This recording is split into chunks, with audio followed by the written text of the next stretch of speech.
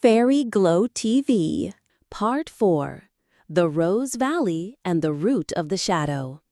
Gulbahar opened her eyes suddenly. Her heart was beating very fast. The black butterfly on her window was gone, but its whisper was still echoing in her ears.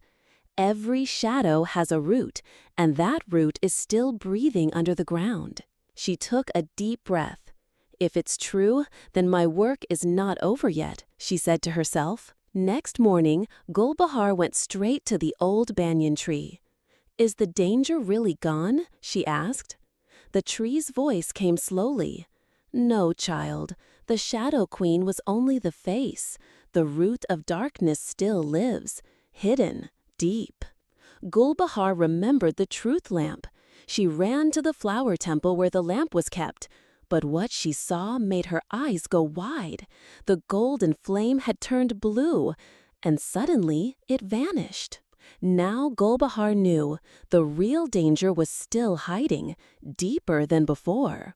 She called her fairy friends, Noora and Bindu. All three started a new journey towards the roots of Gulabvan, to a place no fairy had ever gone, the Black Root Gate, a secret door hidden deep under the land of the valley. As they reached the gate, Gulbahar softly said, I want to know the truth behind the shadow. Suddenly, the door opened with a whispering sound. Inside was a deep well, not filled with water, but with old memories. Every drop held a forgotten moment. In the center of the well sat a very old fairy. Her name was Shubra Guha.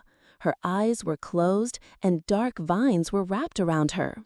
As Gulbahar came closer, Shubra opened her eyes and said, The Shadow Queen you fought was just a shadow. The real root is you. Gulbahar gasped. Me? Shubra nodded. Yes, a forgotten part of you created her. Let me show you. She touched Gulbahar's forehead gently, and suddenly everything changed. Gulbahar saw herself, a small girl, sitting alone in a dark cave, scared, shaking, with no one to hug her, no name, no smile. Shubra said softly, This was your childhood, the one you locked away, and from that pain, the shadow was born. Tears rolled down Gulbahar's cheeks. But why did I forget her? She whispered. Because it hurt too much, said Shubra. But pain that is forgotten becomes a shadow. Then Shubra gave Gulbahar the Fire of Light wand, a magical stick that burned with the fire of truth. Take it to the place where the shadow was born. But remember, this fire doesn't burn your body. It shows your real feelings. Gulbahar returned with Noora and Bindu to a very old tree, a dry, dying tree in the valley. As she placed the wand near its roots, the ground shook. From the roots came a shadow, just like Gulbahar, but with eyes full of anger and pain. I'm the child you forgot, the shadow said. The one no one hugged, the one you left in the dark. Gulbahar stepped forward, her eyes filled with love. I'm sorry, I forgot you, but now I remember. I came to bring you back. The shadow began to cry. She walked toward Gulbahar, and then they hugged. In that moment, the shadow turned into light. A new tree grew from the ground, the tree of self.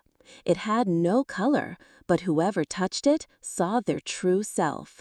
Now Gulbahar had a new crown, the crown of wholeness. But the story didn't end there.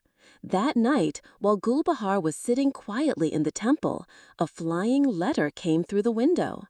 It had only 3 words. Now I awaken. Who? She asked, and then a loud thunder roared in the sky. I am Kaalpratham, the source of all darkness. Gulbahar closed her eyes and took a deep breath.